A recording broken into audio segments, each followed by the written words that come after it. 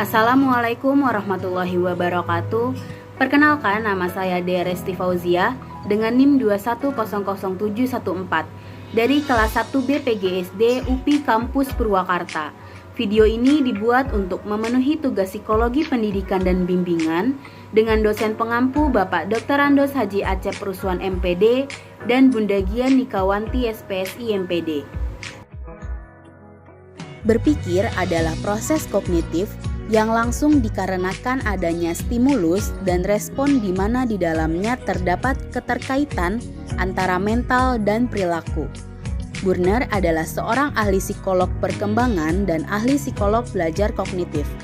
Dalam penelitian mempelajari manusia, ia menganggap bahwa manusia sebagai pemroses, pemikir, dan pencipta informasi.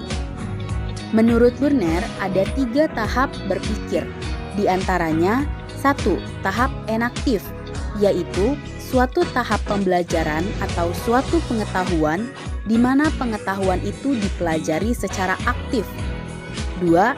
Tahap ikonik, yaitu suatu tahap pembelajaran di mana pembelajaran itu diwujudkan dalam bentuk bayangan visual, gambar, atau diagram. 3. Tahap simbolik, yaitu suatu tahap pembelajaran di mana pengetahuan diwujudkan dalam bentuk simbol-simbol. Terdapat 2 cara berpikir, di antaranya 1. Induktif, yaitu penarikan cara berpikir dari khusus ke umum. 2. Deduktif, yaitu penarikan cara berpikir dari umum ke khusus. Berpikir kreatif adalah kemampuan berpikir, bersikap, dan bertindak tentang sesuatu dengan cara yang baru dan tidak biasa untuk memecahkan berbagai persoalan sehingga dapat menghasilkan penyelesaian dengan orisinil dan bermanfaat. Adapun teori berpikir kreatif yaitu 1. Teori Gestalt. Menurut teori Gestalt, proses kreativitas berarti proses berpikir individu dalam mengkaji, meningkatkan pengertian, melakukan pernyataan kembali fenomena yang dianalisis. 2. Teori eksistensial, yaitu kreativitas adalah proses manusia untuk selalu secara intens melakukan dan mendedikasikan pemikiran-pemikirannya yang bermanfaat guna kesejahteraan umat manusia. Inteligasi berasal dari kata Latin yang artinya mengorganisasikan, menghubungkan, atau menyatukan satu dengan lainnya. Pada tahun 1905, Binet menciptakan tes inteligasi yang biasanya disebut dengan psikotes. Adapun kualifikasi IQ menurut Terman ialah sebagai berikut.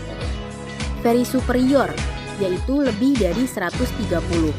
Superior 120 sampai 129, Bright normal 110 sampai 119, Average 90 sampai 109, Dull normal 80 sampai 89, Borderline 70 sampai 79, Mental defektif kurang dari 69.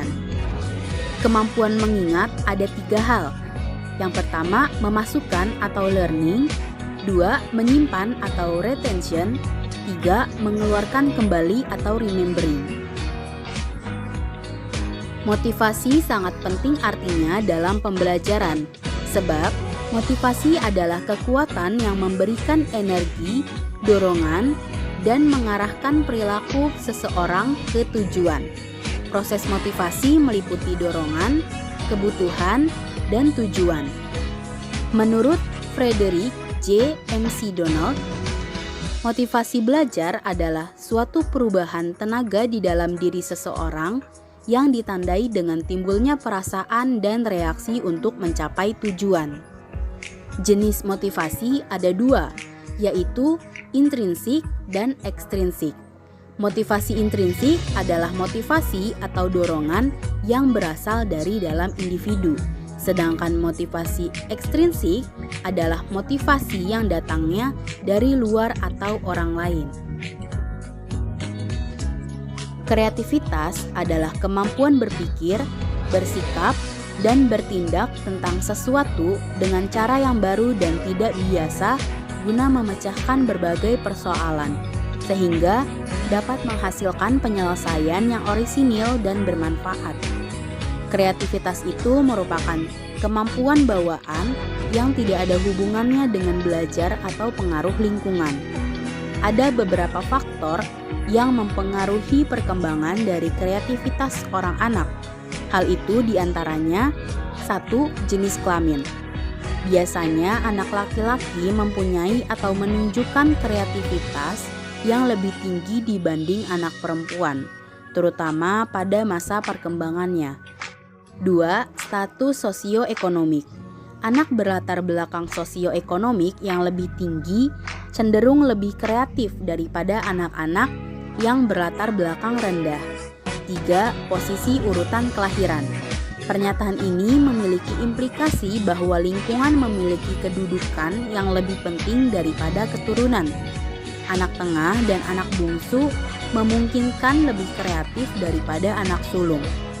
Anak sulung cenderung mendapat tekanan yang lebih besar untuk memenuhi harapan orang tua daripada anak berikutnya. 4. Ukuran besar anggota keluarga. Anak-anak dari keluarga kecil cenderung lebih kreatif daripada anak-anak dari keluarga ukuran besar. Hal ini disebabkan oleh pengasuhan dalam keluarga besar menuntut sikap yang lebih otoriter guna dapat mengendalikan anak yang banyak. Begitupun sebaliknya. 5. Anak-anak di kota cenderung lebih kreatif dibandingkan anak-anak di desa. Hal ini karena anak di kota lebih banyak mendapatkan lingkungan yang lebih memberikan stimulasi dalam perkembangan kreativitas. 6. Inteligasi. Untuk anak yang seusia, anak-anak yang cerdas menunjukkan kemampuan kreativitas yang lebih daripada anak-anak yang kurang cerdas. Peran guru sangat penting dalam membimbing minat dan bakat siswa. Minat dan bakat siswa nantinya dapat menjadi life skill yang dapat menjalani kehidupannya.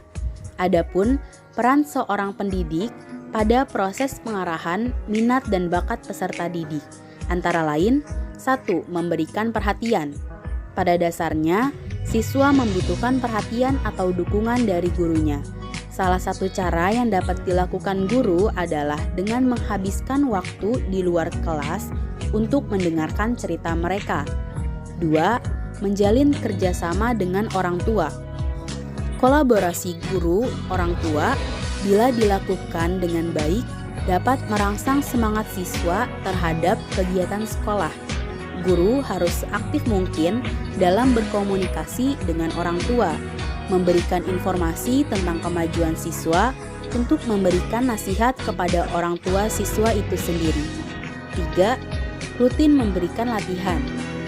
Minat dan bakat yang diidentifikasi oleh siswa harus secara teratur diinstruksikan dan dilatih oleh guru. Minat dan bakat siswa tersebut harus dapat berkembang dengan baik. Pelatihan guru harus konsisten, tidak sering. Dukungan selama pelatihan juga penting. 4. Penguatan motivasi belajar. Cara untuk memotivasi siswa untuk belajar dengan pentingnya dukungan dalam memperkuat motivasi belajar dari guru dan siswa. Kelak, motivasi belajar untuk mengembangkan minat dan bakatnya dapat menjadi penentu hasil akhir dan proses pelatihan atau pembelajaran itu sendiri. 5. Mendukung kegiatan ekstrakurikuler. Beberapa guru merasa tidak nyaman bagi siswa untuk merasa lebih aktif dalam kegiatan mereka setelah sekolah. Guru takut jika siswa terlibat dalam kegiatan ini lebih aktif, mata pelajaran akan tertinggal di kelas. Disinilah pentingnya menghubungi dan mengawasi mahasiswa dan pengawas kegiatan tersebut. Jika guru menentukan bahwa siswa cenderung tumbuh melalui kegiatan ekstrakurikuler, maka kegiatan tersebut dapat dipertimbangkan untuk mengembangkan minat dan bakat siswa. 6. Melaksanakan evaluasi. Guru juga berperan sebagai evaluator. Tugas evaluator adalah memberikan informasi kepada siswa untuk mengembangkan minat dan bakatnya. Misalnya, jika seorang siswa merasa sulit untuk memahami minat dan bakat tersebut, guru dapat memberikan informasi tentang apa yang perlu dilakukan siswa untuk mencapainya. Berdasarkan artikel, Kementerian Pendidikan, Kebudayaan, Riset, dan Teknologi merilis surat edaran terkait peniadaan libur Nataru dan akhir semester ganjil 2021-2022 di sekolah dan perguruan tinggi terkait COVID-19. Menurut saya, kebijakan tersebut cukup baik dengan harapan menekan kasus COVID-19 yang terjadi di Indonesia. Kesempatan libur Natal dan Tahun Baru tentu akan dimanfaatkan masyarakat untuk pulang ke kampung halaman. Dengan kebijakan ini, tentu akan meminimalisir kerumunan dan mengantisipasi terjadinya gelombang COVID-19. Selain itu, banyak masyarakat yang pro dengan kebijakan ini, tetapi ada yang kontra.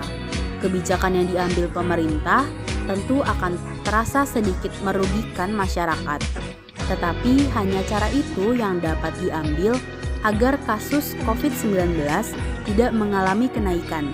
Karena perlu diingat bahwa sampai saat ini Indonesia masih mengalami pandemi.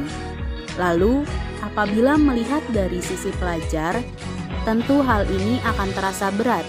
Banyak dari mereka yang mengeluh bahwa mereka pun butuh untuk istirahat sejenak dan membebaskan pikiran dari pelajaran yang ada. Sekian dari saya, kurang lebihnya mohon maaf. Terima kasih. Wassalamualaikum warahmatullahi wabarakatuh.